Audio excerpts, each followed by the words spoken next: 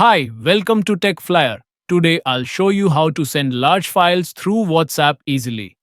Let's get started. First, open the chat where you want to send the file. Now tap on the attachment symbol, that's the little paperclip icon near the text box. From the options that pop up, click on Document. Don't select Gallery or Audio. You need to choose Document because it allows you to send bigger files. After clicking Document, tap on Browse Other Documents. This will open your file manager where you can search for your large file. WhatsApp allows you to send files up to 2 gigabytes in size now, which is really helpful.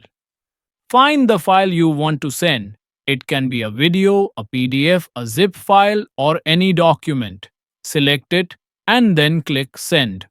WhatsApp will start uploading the file, and once it's done, it will be delivered directly to the other person.